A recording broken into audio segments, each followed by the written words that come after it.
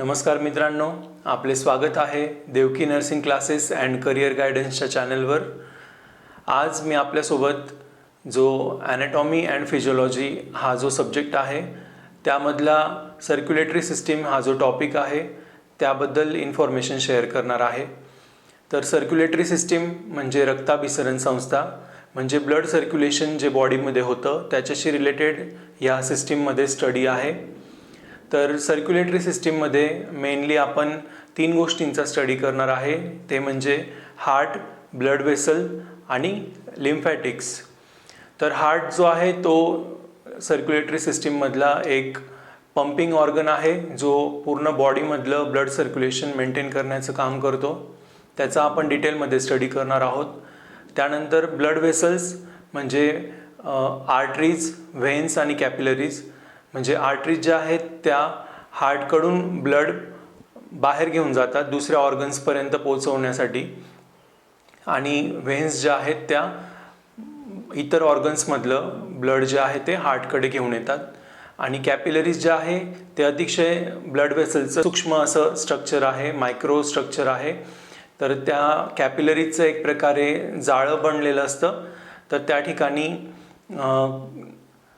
Oxygen आणि carbon dioxide हे जे गॅसेस आहे त्यांचं इंटरचेंज होतं, आणि जे न्यूट्रिएंट्स आहेत त्यांचं आणि वेस्ट प्रोडक्ट यांचं इंटरचेंज होत असतं, आणि ते मेनली सेलच्या एक्स्ट्रा सेल्युलर फ्लूइड आणि इंटरस्टिशियल फ्लूइड यांच्यामध्ये ती देवाणघेवाण होत असते ह्या सर्व मटेरियलची। तर हे जे आहे ते कॅपिलरीजशी रिलेटेड आहे, त्याच्याबद्दल देखील आपण डिटेलमध्ये पुढे बघणार आहोत। आणि लिम्फॅटिक्स म्हणजे लसिका ग्रंथी, तर ज्या लिम्फ ग्लँड असतात ते ज्या लिम्फ नावाचं जे सिक्रिशन्स सिक्रिट करतात तर ते ब्लड स्ट्रीममध्ये मिक्स होऊन ते देखील पूर्ण बॉडीमध्ये ब्लडसोबत सर्क्युलेट होत असतं। तर अशा प्रकारे आपण हार्ट, ब्लड वेसल्स आणि लिम्फॅटिक्स ह्या 3 गोष्टींचा ह्या सर्क्युलेटरी सिस्टीममध्ये स्टडी करणार आहोत। हे ह्या सिस्टीमचं इंट्रोडक्शन होतं। तर सर्क्युलेटरी सिस्टीममधला हार्ट जो ऑर्गन आहे तर तो कोन शेप आणि हॉलो मस्क्युलर ऑर्गन आहे। हॉलो म्हणजे पोकळ असा ऑर्गन आहे तो, कारण त्याच्यामध्ये चेंबर्स आहेत ज्यामध्ये ब्लड जे आहे ते टेम्पररी स्टोअर केलं जातं। तर त्यामुळे हार्ट एक हॉलो आणि मस्क्युलर ऑर्गन आहे। त्यानंतर हार्ट जो आहे त्याचा बेस जो आहे तो वरच्या बाजूला आहे आणि ॲपेक्सचा भाग खालच्या बाजूला आहे, आणि ॲपेक्सचा भाग जास्त करून लेफ्ट साईडला जास्त पोर्शन आहे हार्टचा, त्यामुळे आपण हार्टची पोझिशन लेफ्ट साईडला आहे असं दाखवतो। तर हार्टची पोझिशन जी आहे ती थोरॅसिक कॅव्हिटीमध्ये आहे। थोरॅसिक कॅव्हिटीमधला जो थोरॅक्सचा पोर्शन आहे त्या ठिकाणी हार्टची पोझिशन आहे, आणि हार्ट जे आहे ते दोन्ही लंग्सच्या मध्ये बसलेलं आहे, म्हणजे राईट आणि लेफ्ट लंग्सच्या मध्ये। त्यानंतर स्टर्नम बोनच्या मागच्या बाजूला हार्ट आहे। तर ही होती पोझिशन ऑफ द हार्ट। त्यानंतर आपण बघू आता स्ट्रक्चर ऑफ द हार्ट। तर स्ट्रक्चर ऑफ द हार्टमध्ये हार्टचं जे स्ट्रक्चर आहे ते आपल्या एका हाताची जर मूठ आपण बांधली तर त्या मूठच्या एवढा त्याचा आकार आहे, तेवढी त्याची साईज आहे। त्याला क्लोज फिस्ट आपण म्हणतो। तर क्लोज फिस्टच्या आकाराचं एवढं हार्टचं साईज आहे। त्याच्यानंतर अराऊंड 300 ग्रॅम एवढं हार्टचं वेट आहे। एका अडल्ट व्यक्तीच्या हार्टचं वेट ॲव्हरेज 300 ग्रॅम्स एवढं आहे। त्यानंतर हार्टचे जी स्ट्रक्चरमध्ये हार्ट 4 चेंबर्समध्ये डिवाईड झालेलं आहे। त्यामध्ये 2 व्हेंट्रिकल्सच्या मध्ये जो पडदा आहे त्याला इंटरव्हेंट्रिक्युलर सेप्टम असं म्हणतात। तर ह्या सेप्टममुळे हार्ट जे आहे ते 2 भागात डिवाईड झालेलं आहे, राईट आणि लेफ्ट, आणि प्रत्येक भागामध्ये 2 चेंबर्स आहेत ज्याला ॲट्रियम व्हेंट्रिकल असं म्हणतो आपण। तर राईट साईडला राईट ॲट्रियम, राईट व्हेंट्रिकल, आणि लेफ्ट साईडला लेफ्ट ॲट्रियम, लेफ्ट व्हेंट्रिकल, असे 4 चेंबर्स हार्टमध्ये आहेत। तर अप्पर चेंबर्स जे असतात त्यांना ॲट्रियम असं म्हणतात, आणि लोअर चेंबर्स जे असतात त्यांना व्हेंट्रिकल असं म्हणतात। तर अशा प्रकारे 2 ॲट्रियम आणि 2 व्हेंट्रिकल असे 4 चेंबर्स हार्टमध्ये असतात। त्यानंतर ॲट्रियम आणि व्हेंट्रिकल दोघांमध्ये आर्ट्रिओ व्हेंट्रिक्युलर ओपनिंग्स असतात। तर त्या ओपनिंग्सच्या ठिकाणी वॉल्स असतात। तर राईट साईडला जी वॉल असते तिला ट्रायकस्पिड वॉल असं म्हणतात आणि लेफ्ट साईडला जी वॉल असते तिला मायट्रल वॉल असं म्हणतात. त्यानंतर आर्ट्रिओव्हेंट्रिक्युलर वॉल्स ज्या असतात त्या ओपन होऊन त्यामधून ॲट्रियममधलं ब्लड व्हेंट्रिकलमध्ये येत असतं आणि व्हेंट्रिकलमधून ते आर्टरीजमध्ये जात असतं. तर अशा प्रकारे ह्या वॉल्स ज्या असतात त्या ओपन आणि क्लोज होत असतात. ज्याप्रमाणे हार्टचं पंपिंग ॲक्शन होतं त्या ॲक्शनमध्ये वॉल्सची उघडझाप होत असते आणि एकदा वॉल ओपन होऊन ब्लड ॲट्रियममधून व्हेंट्रिकलमध्ये आल्यानंतर ते पुन्हा वॉल्स क्लोज झाल्यामुळे व्हेंट्रिकलमधून ॲट्रियममध्ये जात नाही, तर ते बॅकवर्ड जो फ्लो आहे त्याचा तो प्रिव्हेंट केला जातो ह्या वॉल्समुळे. त्याच्यानंतर ट्रायकस्पिड वॉल जी आहे ती 3 फ्लॅप्सने बनलेली आहे किंवा त्याला कस्प असं पण म्हणतात. तर 3 फ्लॅप्स आहेत ट्रायकस्पिड वॉलला, म्हणून तिला ट्रायकस्पिड असं म्हटलेलं आहे. त्याच्यानंतर जी मायट्रल वॉल आहे तिला 2 फ्लॅप्स आहेत, त्यामुळे तिला बायकस्पिड वॉल असं देखील म्हणतात. हार्ट जे आहे ते स्पेशल कार्डियक मसल्सने बनलेलं आहे आणि कार्डियक मसल्सचे 3 लेयर आहेत. त्यामध्ये पेरिकार्डियम जो लेयर आहे तो आउटर कवरिंग आहे हार्टचं. त्यानंतर मिडल जो मस्क्युलर लेयर आहे त्याला मायोकार्डियम असे म्हणतात आणि जो इनर लेयर आहे, इनर कवरिंग आहे हार्टचं, त्याला एंडोकार्डियम असं म्हणतात. तर त्यामधला जो पेरिकार्डियम आहे तो आणखी सबडिवाइड होतो 2 पार्ट्समध्ये. तर जो पेरिकार्डियमचा जो हार्टला सराउंड केलेला जो एक लेयर आहे त्याला विसरल पेरिकार्डियम असे म्हणतात, जो हार्टला एकदम चिकटून असतो. आणि दुसरा जो त्याचा पार्ट आहे तो परायटल पेरिकार्डियम असे म्हणतात. विसरल पेरिकार्डियम जी लेयर आहे ती सिरस मेम्ब्रेनची बनलेली असते आणि परायटल पेरिकार्डियम हा जो लेयर आहे तर तो फायब्रस लेयर आहे. अशा प्रकारे पेरिकार्डियम जो आउटर कवरिंग आहे हार्टचा, त्या दोघं ज्या मेम्ब्रेन आहेत विसरल पेरिकार्डियम आणि परायटल पेरिकार्डियम, ह्या दोघांच्यामध्ये फ्लुइड असतं.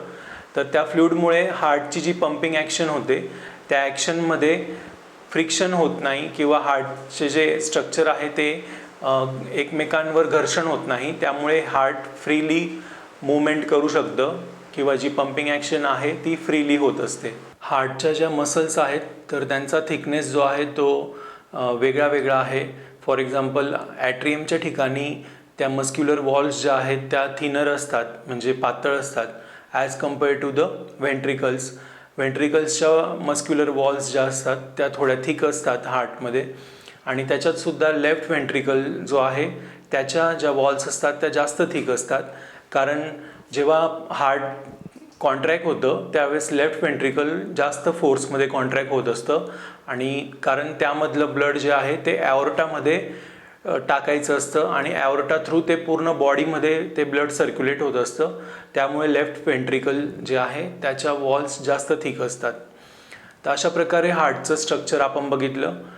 त्यानंतर हार्टशी अटॅच असलेल्या कनेक्टेड असलेल्या काही ब्लड व्हेसल्स आहेत त्याबद्दल आपण बोलू. तर हार्टशी कनेक्टेड ज्या ब्लड व्हेसल्स आहेत त्यामध्ये मेन ज्या ब्लड व्हेसल्स आहेत त्यांची नावं मी सांगतो. तर त्यामध्ये सुपेरियर व्हेना कॅवा ह्या नावाची एक ब्लड व्हेसल आहे की जी बॉडीच्या अप्पर एक्स्ट्रीमिटीमध्ये जे काही डिऑक्सिजनेटेड ब्लड असतं ते सर्व ऑर्गन्सकडून कॅरी करून ते हार्टच्या राईट ॲट्रियममध्ये टाकायचं काम हे सुपेरियर व्हेना कॅवा ही ब्लड व्हेसल्स करत असते. त्यानंतर इन्फेरियर व्हेना कॅवा ही ब्लड व्हेसल बॉडीच्या लोअर एक्स्ट्रीमिटीकडचं जे डिऑक्सिजनेटेड ब्लड असतं ते वेगवेगळ्या ऑर्गन्सकडून कलेक्ट करून ते राईट ॲट्रियममध्ये आणून टाकत असतं. तर अशा प्रकारे सुपेरियर व्हेना कॅवा, इन्फेरियर व्हेना कॅवा ह्या दोन्ही हार्टमध्ये डिऑक्सिजनेटेड ब्लड घेऊन येत असतात. त्यानंतर पल्मनरी आर्टरी ही एक ब्लड व्हेसल हार्टशी कनेक्टेड आहे जी राईट व्हेंट्रिकलमधून जे डिऑक्सिजनेटेड ब्लड असतं ते लंग्सकडे घेऊन जात असते. त्यानंतर 4 पल्मनरी व्हेन्स असतात, त्या लंग्सकडून ऑक्सिजनेटेड जे ब्लड असतं ते हार्टकडे घेऊन येत असतात. पूर्ण बॉडीचा जर विचार केला तर पल्मनरी आर्टरीज आणि पल्मनरी व्हेन्स ह्या अपवाद आहे इतर आर्टरीज आणि व्हेन्सला. कारण पल्मनरी आर्टरी ही एकच अशी आर्टरी आहे बॉडीमध्ये की जी आर्टरी असून सुद्धा डिऑक्सिजनेटेड ब्लड कॅरी करत असते. जनरली इतर सर्व आर्टरीज ज्या असतात त्या ऑक्सिजनेटेड ब्लड कॅरी करत असतात आणि ज्या इतर व्हेन्स असतात त्या सर्व डिऑक्सिजनेटेड ब्लड कॅरी करतात, परंतु पल्मनरी व्हेन्स ज्या आहेत तर त्या ऑक्सिजनेटेड ब्लड लंग्सकडून हार्टकडे घेऊन येतात. तर अशा ह्या पल्मनरी आर्टरी आणि पल्मनरी व्हेन्स ह्या अपवाद आहेत इतर आर्टरीज आणि व्हेन्सच्या बाबतीत. त्यानंतर ॲओर्टा ही मोठी ब्लड व्हेसल किंवा ब्लड व्हेसल जी आहे ती हार्टशी कनेक्टेड आहे, जी ऑक्सिजनेटेड ब्लड जे आहे ते लेफ्ट व्हेंट्रिकलमधून फोर्सफुली बाहेर टाकलं जातं आणि ते ॲओर्टामध्ये येतं आणि ॲओर्टा थ्रू ॲओर्टाच्या ज्या असंख्य ब्रांचेस आहेत ज्याला वेगवेगळ्या आर्टरीज कनेक्टेड आहेत तर त्या सगळ्या आर्टरीजमधून पूर्ण बॉडीच्या सर्व ऑर्गन्सला ऑक्सिजनेटेड ब्लड सप्लाय जो आहे तो होत असतो. तर अशा प्रकारे ह्या सर्व ब्लड व्हेसल्स आहेत की ज्या हार्टशी कनेक्टेड आहेत. त्यानंतर हार्टच्या ठिकाणी राईट व्हेंट्रिकलच्या ठिकाणी जिथे पल्मनरी आर्टरी राईट व्हेंट्रिकलमध्ये एंट्री करते किंवा कनेक्ट होते त्या ठिकाणी सेमिल्युनार वॉल्स असतात, तर त्या वॉलचं नाव पल्मनरी वॉल असं आहे. त्यानंतर लेफ्ट व्हेंट्रिकलच्या ठिकाणी जिथे ॲओर्टा कनेक्ट होतो तर त्या ठिकाणी जी वॉल असते तिला ॲओर्टिक वॉल असं म्हणतात. तर अशा प्रकारे हार्टमध्ये 4 प्रकारच्या वॉल्स असतात, ट्रायकस्पिड वॉल, बायकस्पिड वॉल किंवा ज्याला मायट्रल वॉल असं म्हणतो, आणि त्याच्यानंतर ॲओर्टिक वॉल आणि पल्मनरी वॉल अशा 4 प्रकारच्या वॉल्स असतात त्या चेंबर्समध्ये. तर अशा प्रकारे आपण बघितलं ह्या स्ट्रक्चरच्या बाबतीत आणि ब्लड व्हेसल्स ज्या कनेक्टेड आहेत हार्टशी त्याच्या बाबतीत आपण बोललो. तर आता आपण बघणार आहे की हार्टला ब्लड सप्लाय कोण करतं. तर हार्टमध्ये जे सर्क्युलेशन होतं त्याच्या थ्रू तर हा पूर्ण बॉडीच्या ऑर्गन्सला ब्लड सप्लाय होत असतो, परंतु हार्टला देखील फंक्शन करण्यासाठी स्वतंत्र ब्लड सप्लायची गरज असते. हार्टच्या मसल्सला, हार्टच्या सेल्सला देखील जिवंत राहण्यासाठी ऑक्सिजनेटेड ब्लड सप्लाय होणं गरजेचं असतं. तर हा जो ब्लड सप्लाय आहे तो कोरोनरी आर्टरी जी आहे ती हार्टला ऑक्सिजनेटेड ब्लडचा सप्लाय करत असते. तर ॲओर्टामधून जी पहिली ब्रांच निघते आर्टरीजची तर तिचं नाव कोरोनरी आर्टरी असं आहे. त्या कोरोनरी आर्टरीजच्या असंख्य ब्रांचेस होऊन त्या पूर्ण हार्टला एनसर्कल करतात. सर्व बाजूने हार्टच्या सर्व सेल्सपर्यंत, टिश्यूजपर्यंत ऑक्सिजनेटेड ब्लड ही कोरोनरी आर्टरी पोचवत असते आणि तेथे जे सर्क्युलेशन होतं त्याच्यानंतर जो कार्बन डायऑक्साईड उरतो, जो वेस्ट प्रोडक्ट आहे, तर तो कोरोनरी सायनसच्या माध्यमातून हार्टकडे रिटर्न आणला जातो आणि ते डिऑक्सिजनेटेड ब्लड कोरोनरी सायनस हार्टकडून कॅरी करते आणि राईट ॲट्रियममध्ये टाकत असते. तर अशा प्रकारे हार्टचा ब्लड सप्लाय जो आहे तो कंप्लीट होत असतो. हार्टचा जो नर्व सप्लाय आहे त्याबद्दल आपण आता बोलू. तर हार्टला नर्व सप्लाय करण्यासाठी जी सिम्पथॅटिक नर्व्स आणि वेगस नर्व जी आहे तर ते हार्टला नर्व सप्लाय करत असतात. हार्ट जे आहे ते त्याची रिदमिक ॲक्शन आहे पंपिंगची, कॉन्ट्रॅक्शन आणि रिलॅक्सेशनची. तर हा जो रेट ऑफ कॉन्ट्रॅक्शन आहे तर तो ह्या वेगस आणि काही सिम्पथॅटिक नर्वच्या माध्यमातून कंट्रोल केला जातो. याच्या ज्या काही ब्रांचेस असतात तर त्या सायनोॲट्रियल नोडपर्यंत इम्पल्स पोचवतात आणि तिथून हार्टचं जे कार्डियक सायकल आहे किंवा जे हार्टचं रेट ऑफ कॉन्ट्रॅक्शन आहे तर तो कंट्रोल केला जातो. फॉर एक्झाम्पल जेव्हा एखादी व्यक्ती फिजिकल एक्सरसाइज करतं किंवा काही इमोशनल चेंजेस होतात जेव्हा एखाद्या व्यक्तीमध्ये, तर त्यावेळेस जे हार्टबीट्स असतात तर ते इन्क्रीज किंवा डिक्रीज होतात. तर हा जो रेट ऑफ कॉन्ट्रॅक्शन आहे तर तो अशा पद्धतीने इम्पल्स पोचल्यामुळे तो कंट्रोल केला जातो. तर अशा पद्धतीने आपण आज ह्या लेक्चरमध्ये सर्क्युलेटरी सिस्टीमचा जो पार्ट आहे, मेन पार्ट, तो म्हणजे हार्ट, त्याच्याबद्दल आपण बोललो. हार्टबद्दल बोललो, हार्टची पोझिशन आपण बघितली शरीरामध्ये, त्यानंतर हार्टचं स्ट्रक्चर आपण बघितलं, त्यानंतर ज्या ब्लड व्हेसल्स कनेक्टेड आहेत हार्टशी त्याबद्दल आपण बोललो, त्यानंतर हार्टचा ब्लड सप्लाय आणि नर्व सप्लाय ह्या सर्व गोष्टी आपण आज डिस्कस केल्या. तर उरलेला जो भाग आहे ह्या सर्क्युलेटरी सिस्टीमचा तो म्हणजे कार्डिॲक सायकल असेल किंवा ब्लड सर्क्युलेशन असेल, तर तो आपण नेक्स्ट व्हिडिओमध्ये डिस्कस करू. तर माझा व्हिडिओ तुम्हाला युजफुल वाटत असेल तर तो तुम्ही लाईक करा, शेअर करा, कमेंट करा. तुमचे काही डाऊट्स असतील, काही तुमच्या क्वेरीज असतील तर त्या तुम्ही मला कमेंट बॉक्समध्ये विचारू शकतात. त्यानंतर इथून पुढचे माझे लेक्चर व्हिडिओज बघण्यासाठी तुम्ही माझं चॅनल सबस्क्राईब करा, जेणेकरून माझे पुढचे व्हिडिओज मिस होणार नाहीत. माझ्या यूट्यूब चॅनलला आणि माझ्या व्हिडिओजला आतापर्यंत आपण सर्वांनी जो रिस्पॉन्स दिला त्याबद्दल मी आपल्या सर्वांचा आभारी आहे. माझे व्हिडिओज बघितल्याबद्दल धन्यवाद.